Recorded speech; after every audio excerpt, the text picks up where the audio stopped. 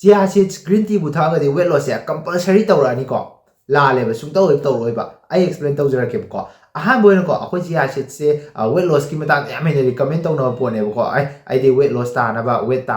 handa na ba ai ji chia seeds ta i ko li ji so na taram mane ko ado thakpana kana gadra kana roidra ha ji ai ngasi ki video ji hajara ke ko ado haujala je ko chia seeds ti kana ba na haja ke ko weight loss ki khagna ta bi ma gi kana ba ji ko akoi gi skin damage adagi di akoi di early signs of aging ana akoi gi skin guma soksan ba adagi khara thuna hanu san ba ko ba je si chia seeds na prevent taw ngam me na ha ko adagi di akoi gi omega 3 fat kana yauri ko akoi gi heart ta kana ba akoi gi cholesterol bad cholesterol ga je handa ma da mating pang ba aduna akoi gi heart disease ta gi prevent taw matam da chia seeds ta khara mating pang e ko adagi di ka dawre ha matam ji da mongoda kano ga yauri akoi gi rapid blood sugar spike kana ko akoi gi diabetes level kamu daga di kana hal level ko sigi jina ko chia seeds te khwai maroi na weight loss ki matang da kana han ba ji ko ma je soluble fiber da yam wang e ko aduna akhoi na chasan gi matam da yong ba kamai to chia seeds te tingal ni ko o chapo ro ising da ting ba ha ising da ting ba matam da gel gi ta taw to ni ma ji nang nang law pa ta taw to ni ko sigi je akhoi na chasan ba ha ga thaksan ba matam da akhoi ji da puk ji am thang ga pa da mateng pang e ba adai fiber go e ni ko akhoi ji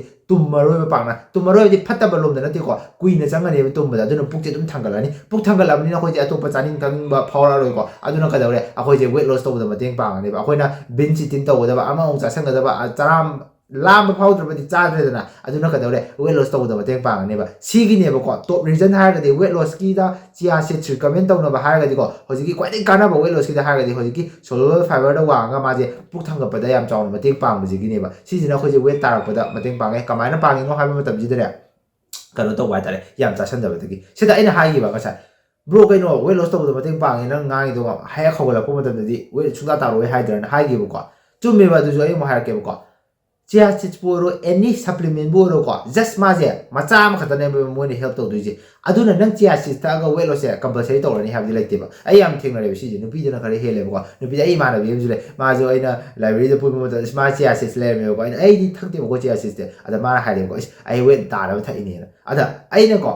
ai na doksan yi mo da ai lak na gi ko ai client ga de nu pi ga chia seeds ha ne tha e ko ri dum ha le ko adu tha ga weight loss to ga ne have di le te ba ai ha bi ge ko adu thak po da weight loss ma ting di pang ga ne ba che ai example pi ge ko adu yam sam bi de ko akhoi gi ukhul gi moro na ma le yam haw ne kai ko ge de khang de ai ju o ka thok po da ai ma na ba ne he po re ko ma na ha pa mo da adu gi umro to ha haw ba ok je ma haw ti le le ba khoi cha ji thong mo da adu gi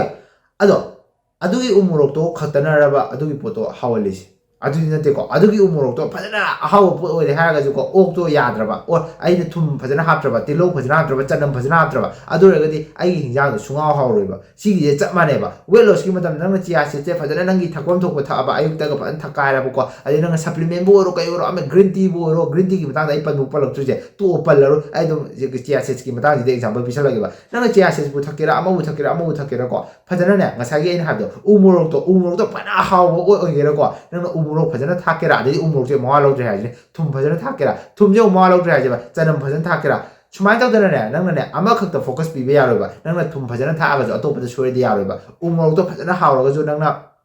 tilau chanam mo yaw ro ga de ya ro ba tilau chanam do mo yaw re ha je thum mo yaw ro ga de ya ro ba si ta ba di aina khang ni ji kai no hai ra ama khak na te ba chia seeds ka tan na te ba weight loss to hol ka de ji nang chia seeds atop nang healthy option chari bra nang junk food cha da bra nang ki calories phajana track to phajana count to chari bra nang ki calorie deficit am da lai bra na supplement cha ga ra chia seeds thakera smile to ka ni ba na ta bi na ama khak na akhoi na concept am lai de ko ai de herbal life ki adu tha abani adu ra ga de weight ta ra ni adu lai te ba ko nang na thai ba oro nang na chai bo oro chijak to healthy option ra ga jo atop ma'am nang gi aina have to sa gi hinjang am thong matam da tilau chanam adu ada sa du na hawl bro ko libra ka loimuk check to do chap mane weight loss ki da jo yam hena complicated oi di ma mi ko oi di ko aina ngam da oi ram ba ko ado lai ko yam simplify to ba ko akoi na yam hena lu bo na te adu mak pu akoi na focus to da akoi na phajana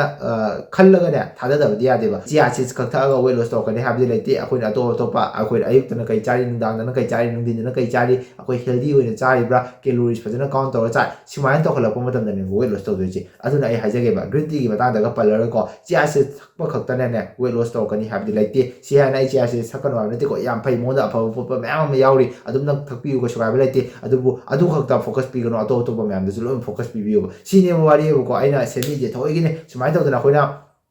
ꯌꯥꯝ ꯂꯥꯟꯅ ꯈꯟꯅꯔꯦ ꯃꯤꯈꯩꯁꯦ ꯁꯄ꯭ꯂꯤꯃꯦꯟꯒꯤ ꯃꯇꯥꯡꯗꯁꯨ ꯅꯨꯄꯤꯅꯗꯤ ꯈꯔ ꯍꯦꯟꯅ ꯅꯝꯃꯦ ꯁꯤꯒꯤꯁꯦ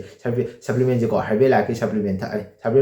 herbal ꯂꯥꯏꯐꯅ ꯇꯣꯞ ꯆꯦꯟꯕꯅꯦ supplement ꯅꯨꯄꯤꯒꯤ ꯃꯇꯥꯡꯗꯗꯤꯀꯣ ꯅꯨꯄꯤꯈꯩꯁꯦ ꯑꯃꯨꯛ ꯄꯩꯁꯥ ꯈꯛꯇꯤ ꯊꯥꯗꯔꯝꯕꯤꯅꯤ ꯑꯩꯅꯀꯣ ꯅꯨꯄꯥꯈꯩꯅ ꯍꯦꯟꯅ ꯊꯥꯗꯔꯝꯒꯗ꯭ꯔꯥꯅ ꯈꯜꯂꯦꯕꯀോ ꯋꯦꯠ ꯂꯣꯁꯀꯤ ꯃꯇꯥꯡꯗꯀꯣ ꯍꯣꯏ ꯖꯤꯝꯒ ꯁꯥꯟꯅꯔꯒꯗꯤ ꯈꯪꯗ꯭रे ꯅꯨꯄꯥꯈꯩ ꯁꯄ꯭ꯂꯤꯃꯦꯟ ꯂꯩꯔꯅꯤꯀꯣ ꯅꯨꯄꯤꯗꯤꯅꯦ ꯖꯤꯝꯁꯨ ꯁꯥꯟꯅꯔꯝꯃꯣꯏꯕꯀꯣ ꯖꯤꯝ ꯁꯥꯟꯅꯗꯕꯤꯗꯅ ꯋꯦꯠ ꯂꯣꯁ ꯇꯧꯔꯗꯕꯅꯦꯅ ꯀꯥꯏꯅ ꯃꯣꯏ ꯃꯍꯤ ꯊꯛꯄꯤꯁꯦ ꯌꯥꯝ ꯄꯥꯝꯃꯦꯀꯣ ꯑꯗ ꯀꯩꯅꯣꯒ ꯇꯧꯔꯝꯃꯅꯤ ꯆꯤꯌꯥ ꯁꯤꯗ ꯊꯛꯑꯝꯃꯅꯤ ꯑꯗꯩꯗꯤ ꯍꯔꯕꯦꯜ ꯂꯥꯏꯐꯀꯤ ꯁꯦꯛ ꯄ꯭ꯔꯣꯇꯤꯟ ꯑꯗꯨ ꯑꯗꯥ ꯊꯛꯑꯝꯃꯅꯦꯕꯀꯣ ꯑꯗꯨ ꯈꯛꯇꯅꯗꯤ ꯋꯦꯠ ꯂꯣꯁ ꯇꯧꯔꯛꯄ ꯌꯥꯔꯣꯏꯕ ꯑꯩ ꯅꯉꯣꯟꯗ ꯊꯛꯀꯅꯣꯗꯤ ꯍꯥꯏꯕ ꯅꯠꯇꯦꯀꯣ ꯅꯪꯅ ꯉꯝꯖꯔꯗꯤ ꯑꯦꯐꯣꯔꯠ ꯇꯧꯕ ꯉꯝꯃꯦ ꯍꯥꯏꯔꯒꯗꯤ ꯍꯔꯕꯦꯜ ꯂꯥꯏꯐꯀꯤ ꯑꯣꯏꯔꯣ ꯀꯩ ꯊꯛꯑꯣ ꯀꯩꯁꯨ ꯀꯥꯏꯕ ꯂꯩꯇꯦ ꯆꯤꯌꯥ ꯁꯤꯗꯇꯤ ꯇꯥꯡꯁꯨ ꯇꯥꯡꯗꯦ ꯑꯗꯨꯝ ꯊꯛꯑꯣꯕꯀꯣ ꯑꯗꯨꯕꯨ ꯑꯗꯨꯗ ꯈꯛꯇꯗꯤ ꯐꯣꯀꯁ ꯄꯤꯕ ꯌꯥꯔꯣꯏ ꯑꯩꯅ ꯑꯃꯨꯛꯀꯁꯨ ꯍꯥꯏꯒꯦ ꯉꯁꯥꯏ ꯍꯤꯟꯖꯥꯡ ꯊꯣꯡꯕꯗꯣ ꯇꯤꯜꯍꯧ ꯆꯅꯝ ꯂꯣꯏꯅꯃꯛ ꯃꯆꯪꯗꯣ ꯑꯗꯨꯃꯥꯏꯅ ꯇꯧꯔꯒꯅꯦ ꯅꯪꯁꯦ ꯋꯦꯠ ꯂꯣꯁ ꯇꯧꯍꯟꯕ ꯌꯥꯗꯣꯏꯅꯦꯕ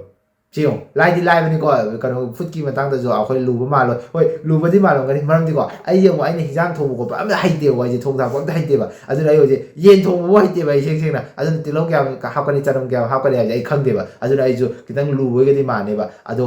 ꯌꯥꯝꯗꯤ ꯅꯪꯅꯗꯤ ꯌꯦꯡꯕꯒ ꯍꯩꯔꯝꯃꯗꯤ ꯆꯠꯂꯣꯍꯦ ꯑꯗꯨꯕꯨ ꯑꯗꯥꯝ ꯊꯤꯔꯥꯏꯒ ꯆꯥꯗꯕꯣꯅ ꯈꯜꯂꯝꯒꯅꯦꯕ ꯆꯞ ꯃꯥꯟꯅꯩ ꯑꯩꯉꯣꯟꯗ ꯑꯃꯨꯛ ꯅꯪꯅꯦꯀꯣ ꯗꯥꯏꯠꯀꯤ ꯃꯇꯥꯡꯗꯅ ꯑꯩ ꯊꯤꯔꯥꯏꯒ ꯆꯥꯔꯦꯅ ꯈꯜꯂꯦꯕ ꯁꯨꯃꯥꯏꯅ ꯇꯧꯁꯤꯔꯣ ꯅꯪꯅ ꯑꯩꯉꯣꯟꯗ ꯇꯥꯛꯑꯣꯕꯀꯣ ꯅꯪꯒꯤ ꯇꯤꯜꯍꯧꯁꯦ ꯀꯌꯥꯝ ꯍꯥꯞꯀꯅꯤ ꯌꯦꯟꯁꯦ ꯀꯃꯥꯏꯅ ꯊꯣꯡꯒꯅꯤꯅ ꯑꯗꯣ ꯑꯩꯅ ꯑꯃꯨꯛ ꯅꯉꯣꯟꯗ ꯇꯥꯛꯄꯤꯔꯒꯦ ꯀꯩꯅꯣꯁꯦ ꯗꯥꯏꯠꯁꯦ ꯀꯃꯥꯏꯅ ꯋꯦꯠ ꯂꯣꯁ ꯇꯧꯔꯛꯀꯅꯤ ꯀꯦꯂꯣꯔꯤꯁ ꯀꯃꯥꯏꯅ ꯀꯥꯎꯟ ꯇꯧꯒꯅꯤ ꯆꯤꯌꯥ ꯁꯤꯗꯁ ꯀꯃꯥꯏꯅ ꯊꯛꯀꯅꯤ ꯈꯣꯠꯀꯅꯤ ꯍꯥꯏꯕ ꯃꯇꯥꯡꯗ ꯑꯗꯨꯃꯥꯏꯅ ꯇꯧꯔꯁꯤꯔꯣ ꯑꯦꯛꯁꯆꯦꯟꯖ ꯁꯤꯅꯦ ꯐꯔꯦ ꯐꯥꯒꯤꯁꯨ ꯐꯥꯒꯤꯅꯦ ꯑꯗꯣ ꯂꯣꯏꯁꯤꯜꯂꯒꯦꯕꯀꯣ ꯑꯩꯅ ꯍꯥꯏꯖꯕꯗꯣ ꯑꯃꯨꯛꯀꯗꯤ ꯍꯥꯏꯔꯝꯒꯦ ꯆꯤꯌꯥ ꯁꯤꯗꯁꯄꯨ ꯑꯣꯏꯔꯣ ꯒ꯭ꯔꯤꯟ ꯇꯤꯕꯨ ꯑꯣꯏꯔꯣ ꯍꯔꯕꯦꯜ ꯂꯥꯏꯐꯀꯤ ꯄ꯭ꯔꯣꯇꯤꯟ ꯁꯦꯛ ꯑꯗꯨꯕꯨ ꯑꯣꯏꯔꯣꯕꯀꯣ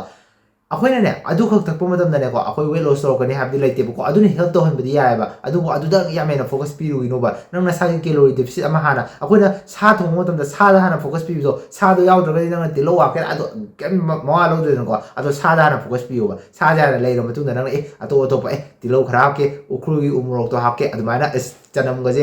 ꯀꯩꯅꯣ ꯆꯅꯝ ꯀꯩꯕ